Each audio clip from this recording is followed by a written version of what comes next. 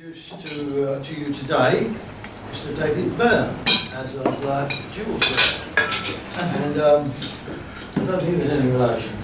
No, sadly not. Except we just finished our personal conversation on the last little bit where he's the son of a jockey. He talked about appetites and the amount that he does eat. Just didn't quite. You just tipped the balance really right, so you couldn't be a jockey. Yeah, too big to be. Anyway, David is going to talk to us about Sailors Society, which is a charity which looks after merchant sea. So give us a nice round of applause. Thank you. I just want to start by saying it's an absolute pleasure to be here, and thank you for having me and for the wonderful lunch. I just thought I would start by showing you a quick video about sort of who we are and the type of work that we do, and then I'll go on to the presentation.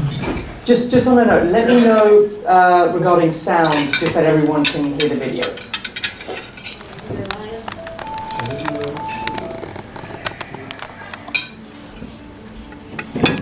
2016 has been a truly remarkable year for Sailors Society. We've grown, we've innovated, we've changed lives, and we've got even bigger plans for the future. Joel. One of the most exciting news stories of the year was the release of the crew of the Neom 3 after almost 5 years held by Somali pirates. Sailors Society chaplains in Asia have been giving them counselling and support to help them and their families rebuild their lives after this devastating experience. We've trained these chaplains to offer frontline trauma care as part of our crisis response programme, which helps those affected by piracy, terrorism or natural disasters. These traumas can cause long-lasting damage to seafarers like Ronald. His ship was hijacked in 2012. Pirates murdered his friend in front of him. They tied our hands together. They made us kneel down. It still flashes back in my mind. This left him suffering from post-traumatic stress disorder and unable to work.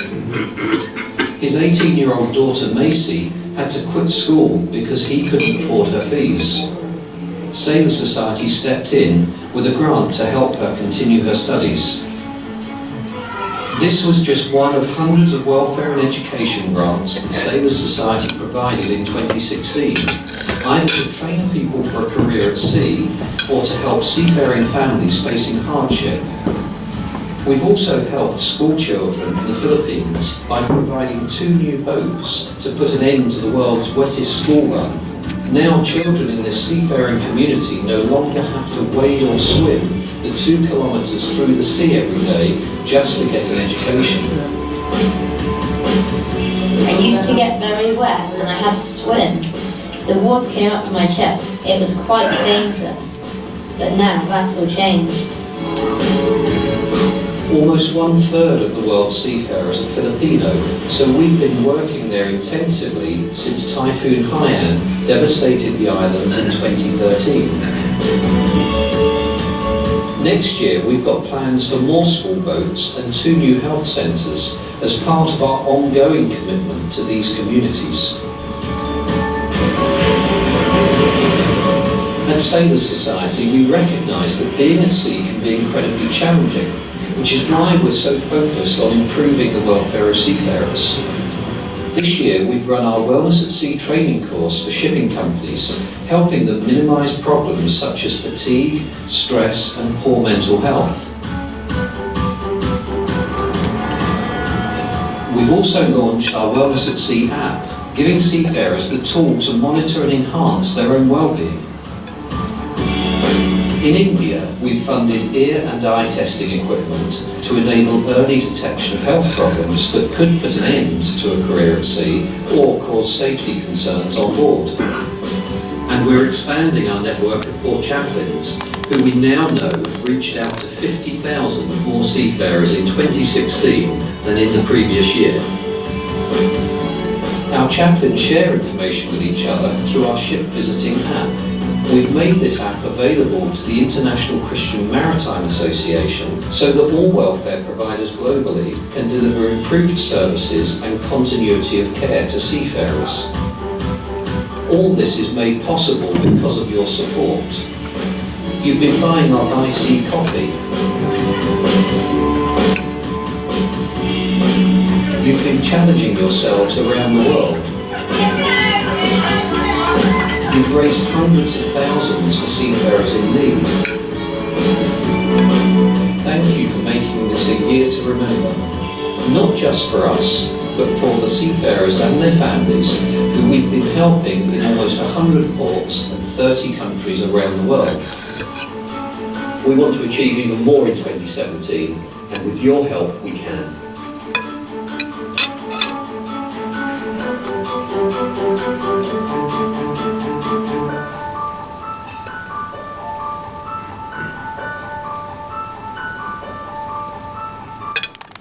Okay. Can I just start by asking, has anyone here heard of Sailor Society before? Well, we're a Christian maritime charity whose mission it is to serve the world's seafarers. So we were founded in 1818 by this guy, George Charles Smith. He was a minister in London at the time, and he recognized that sailors were very much the sort of marginalized people in society. So to the extent that some churches would even have signs above their doors which would say, "No sailors or prostitutes." So he very much made it his mission to serve these people and to help them. And the way in which he did it was he rented this ship, which was called Speedy, and that was docked just outside Westminster. And he emptied out the bowel of the ship and he turned it into a church. And it was there that Sailor Society was born. So we're proud to say that next year we will be celebrating our 200th birthday. So we're now present in 30 countries and active in 100 ports worldwide, and we serve the world's now 1.6 million seafarers. Now you're probably wondering, why in the UK should we care? Well, 90% of all goods in the UK comes to us by sea. So just about everything that we have and everything in our lives would at one stage or another come through our ports. It's also statistically been proven that the UK has on average 10 days worth of supplies. So if the ships stopped coming, we would be in a very desperate situation very quickly. Now you may also be wondering, well, who are seafarers? Who are these people that you serve? Well, they are the brave men and women who work at the heart of the international shipping industry. So they will work on anything from large oil tankers to cargo ships, to dry goods ships, to cruise ships as well. And yeah, they live incredibly sort of difficult lives, and they face all sorts of dangers from bad weather to terrorism, piracy, isolation, loneliness. So yes, life at sea can be very tough. So that's just sort of one example of the hazardous working conditions that they can face. Now this is an animation that I wanted to share with you today, and it shows the journey of different products around the world to the UK. So the first one is the smartphone, which is mostly manufactured in China but has components from America, South Korea, Germany, all eventually shipped to the UK. Other products like cars, shipped from China, India, America, Germany, again to the UK, and also our own brand of coffee, which I'm going to go into later. We have blends from South America, from Africa, from India, again, all shipped to us to the UK. Now, one of the major threats that seafarers face today is piracy. Now, in case you were wondering what a modern-day pirate looks like, he doesn't have a wooden leg and a parrot on his shoulder. He carries an AK-47 and an RPG. Now, in 2011, piracy was at its peak. There were 40-plus pirate attacks each month, 800 crew members held ransom, 42 injured, 8 killed. So a lot of the time what would happen is these pirates would capture the seafarers, hold them for ransom, and hope that the shipping companies would pay the ransom, but a lot of the time, of course, they don't, because they don't want to encourage further piracy. Now, although piracy did sort of decrease post-2011, it's increasing again in 2017 because of the worsening situation in Somalia and that region. So as a result, Sailor Society launched our crisis response network to help the victims of piracy out to sea. Now, one such victim was this seafarer, Adi. He's from the Philippines, and he was captured and held hostage for 5 years. And he rightly said, I thought I would die. He said that the only thing that kept him going was he was able to smuggle a Bible with him when he was captured, and it was his faith and his longingness to see his family again that kept him going. But guys like Addy will be traumatized for life from that event. Now, we help seafarers in many ways, and probably the most common way that you might have heard of is in the ports through our chaplains. Now, they are very much the champions of Sailor Society. They're the people who go on board the ships and actually interact with the seafarers. And, it might be something serious, like a medical emergency, or they might be facing extortion or bullying or that kind of thing. I mean, you can imagine we get, bullying and racism and things that occurs in major corporations in London. But there are facilities in place to stop that type of thing. Whereas if that's happening to you out at sea, there's not a lot that you can do about it. So we actually had a case 3 months ago with an Indian seafarer working on a Turkish ship, and he was effectively being treated like a slave, really. And as the ship was coming into the UK, the officers of the ship told this guy if he doesn't hand over half of his wages to them, which was about $8,000. And you can imagine that $8,000, it doesn't only support the seafarer's family, a lot of the times it supports their extended family as well. So there's a lot of people reliant on that money.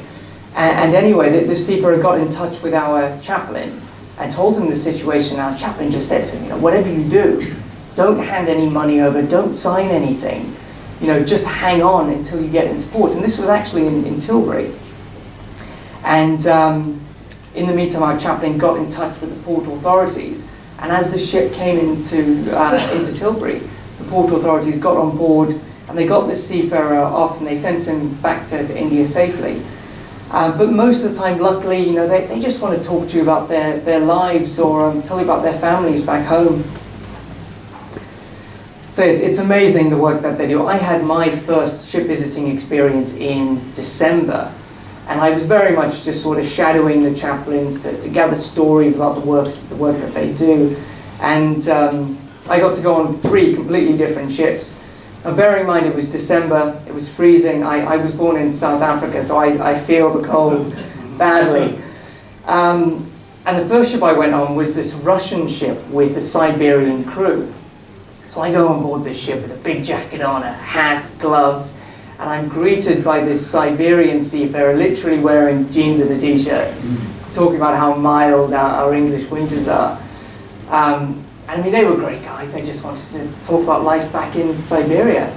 The second ship I went on was a German ship with a Polish crew. It was an animal feed ship. And I mean, they were kitted out with everything. They had boots, overalls, jackets, anything they wanted. And there was a cinema on board that ship as well, so they were fine. They were taken care of. But the last ship I went on was a Chinese scrap metal ship. And honestly, the worst working conditions I've ever seen. I went on board this ship with a box of woolly hats, which is something we get volunteers to knit. And I thought, nobody's going to want these. And I go on board the ship, and I mean, these Chinese seafarers were literally wearing sort of Soviet-era jackets and white trainers and instead of boots, just wearing anything they could find. And they came over and took all these woolly hats, and they couldn't speak English, but they were so grateful for it. And you really notice that something as insignificant as a woolly hat means everything to someone in need. And that's really what I got from that experience and working with our chaplains. So the other way in which we help is through our international development programs. I don't know if anyone here remembers Typhoon Haiyan, which devastated the Philippines in 2013.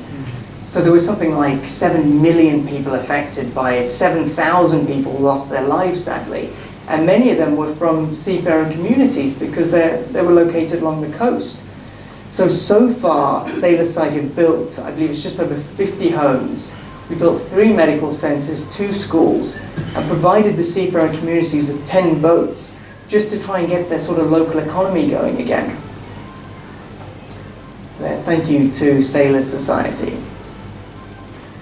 So this was a story that I wanted to again share with you and highlight today, because as well as being involved in sort of big international development projects, we are a Christian charity, so we do try and get involved wherever there is a need.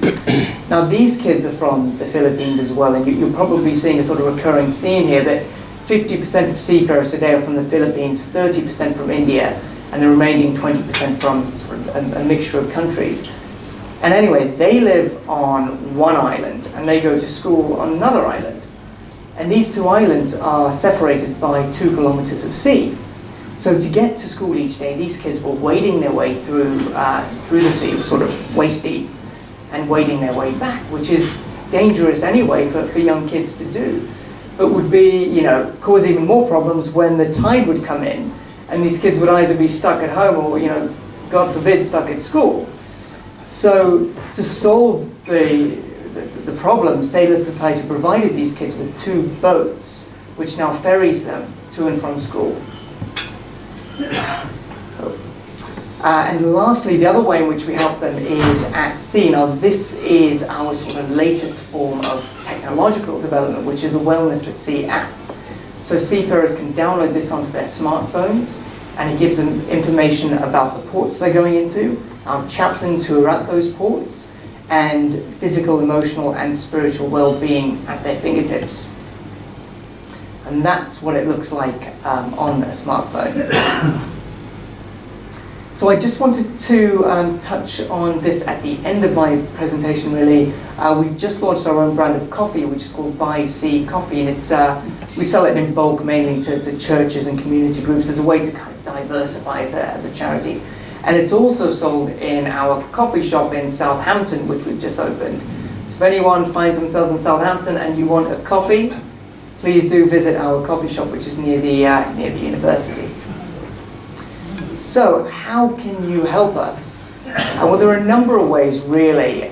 We have our church, community, and school connect programs where we try and sort of join in either fundraising or events or that type of thing with churches, community groups, or schools. So, for example, with Rotaries, if you were doing a fundraising event, you know, you wanted to make it sort of sea-themed or something, we would work together on that. The other way is Sea Sunday, which we encourage churches to dedicate 1 Sunday per year to seafarers. The other way is knitting woolly hats. I don't know if there are any knitters here in this room, but if there are, please do come and see me at the end. We hold events, usually 8 to 10 a year. Most of them are in London. And then lastly, just through donations, just through individual giving, every little bit, it goes a long way. So what I wanted to do before taking any questions is just show you one more video about a church in Invergordon in Scotland who have opened their doors to seafarers, and they do that every year, and it's something we're trying to encourage churches and community groups to do just to help seafarers.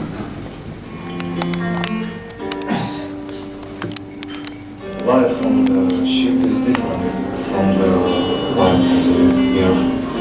It was ship become your home. When I hit on board, my baby born, I just see him in on Facebook and Skype. I can tell my son is 7 months. Then we see each other already. I want to see my family, my wife and my son.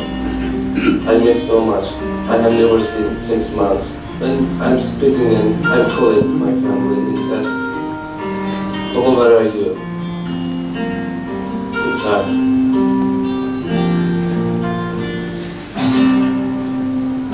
This summer we had 58 cruise ships called in Invergordon. On board there were in the region of 75,000 passengers, included in those, of course, would be between 25 and 30,000 crew. And I think the busiest day this year we had about 400 seafarers in, over and above the passengers that call. Our church was opened in 1862. The spires are on all of the navigation charts of the Cromarty Firth. When we started opening our doors, especially for the seafarers, around 20 years ago, we had 4 volunteers. Over the years, the number of volunteers have grown in line with the number of seafarers that visit the church. And last year, we discovered we had over 40. We give facilities here for the seafarers to come in and speak to their families in real time. They can see the wife and their children. When you can talk to your partner, to your wife, if you were down, your spirit is up. I have the chance to make a Skype or Facebook to my partner.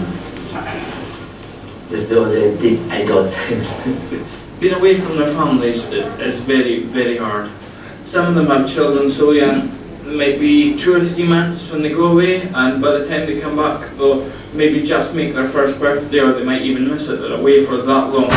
Seafarers can come, and we're free to speak to them at any time to help them with any of their problems, practical or spiritual. People are very warm and welcoming. They say to me, welcome. It's very important for me. Smile, friendly. I said friendly every time. When the seafarers come in, we show them the shelves at the door where we have all our books and Bibles. We have Bibles which we give to them in whichever language they wish. It's sometimes easier to have them to take a little booklet. One of the books we use is a little book called Daily Strength. It's an easy book to understand, and it's one that I recommend to a lot of the young people that come in. It's good to have literature to give them, because even if they can't spend the time talking, then they've got the literature to take away with them. Through prayer, through the Bible, through a variety of books and leaflets that we have, we share our faith with them. I would say that's what gives them the most strength, is knowing that they've got God there with them at all times, and it's very important to a lot of them. We see people come back year after year, and we see that ships that hadn't got a fellowship before have Christian fellowships on board, and we see the change in the lives of some of these young people. Out of 800 crewmen, bro, and we have 30, it's a little hard for me, because you would like to see this in a bigger family fellowship. We in the church here are older people simply because we have the time in our lives to come to the church, and we have the burden for all these people. When I think about them so far away from home, I look at them all as if they're my own children. The last week was really cold, so they provide all kind of pastry, tea, coffee, glove, hats, even Bibles, books. Yes, this cap, my present. He was here 3 times or 4 times. Every time helping us. Every time. These good people is there. Yeah, this church is amazing. I love it here. I've been for 3 months off. I was excited, to get up this vessel this morning, to be here again, to get back with my brothers and sisters. They're away for 9-10 months of the year. They don't see their families. It can be very lonely, very hard, and very difficult. Life on the ship is different from the life on the earth, because ship become your home.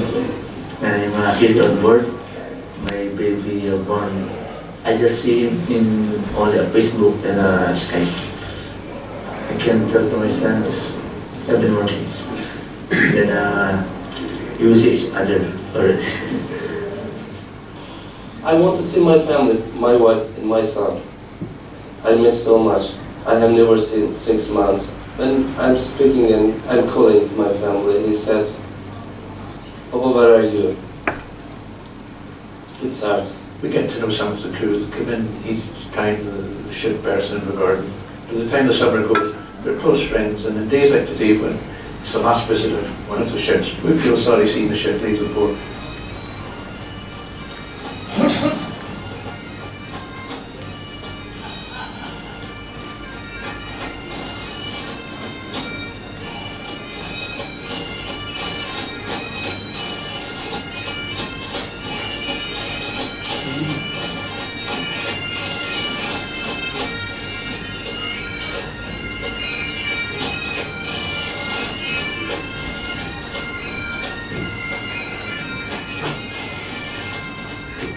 strangers on the shore have become friends in our midst, and we feel that's exactly what we are.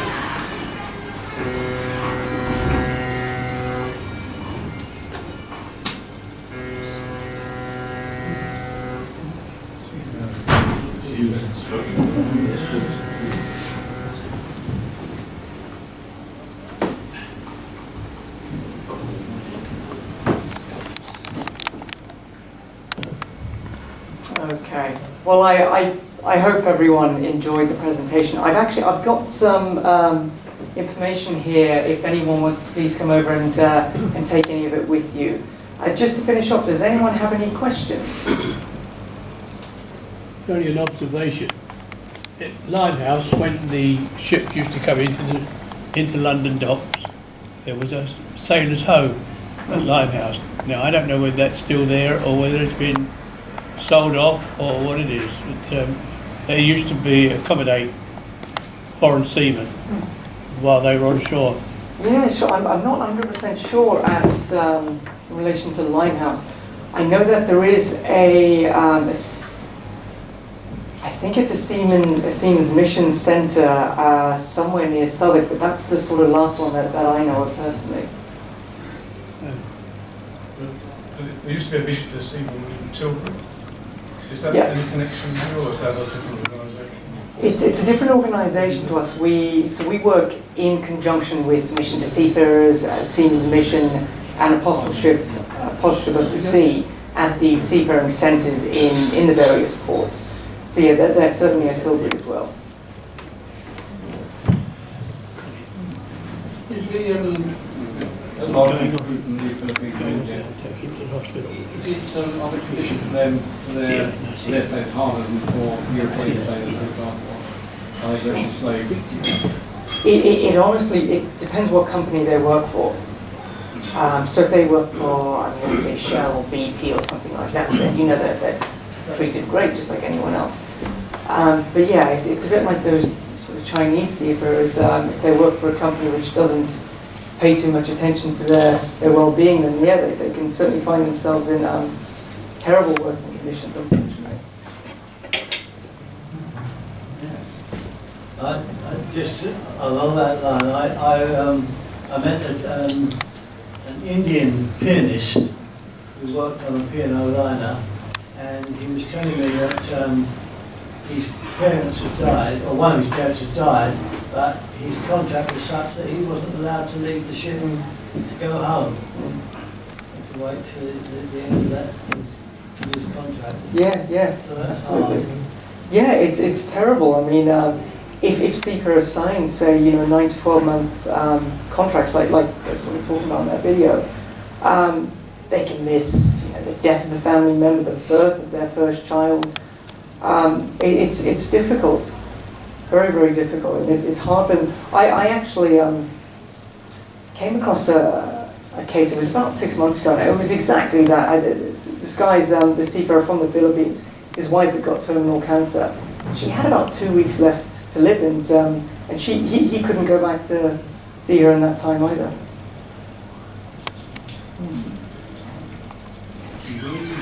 I don't know if you fix those problems. Excuse me, I have to catch up with you. Thank you. Any more questions? Any more questions? Can I ask Terry? Thanks on behalf of the club. Thank you very much, Mr. President. Thank you, David, for that very interesting talk on the Seafarer Society. I'd never heard of the Seafarer Society until today. A few weeks ago I was on the ferry from Dublin to Holyhead. I don't know if that counts, but I never heard of it. Anyways, thank you very much, a very interesting talk. And so fellas, can you please show your appreciation the usual way for our David, please.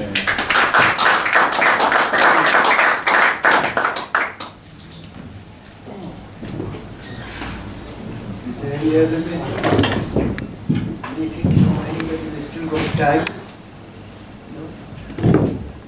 In that case, I remind you of the apologies book, menu and the website.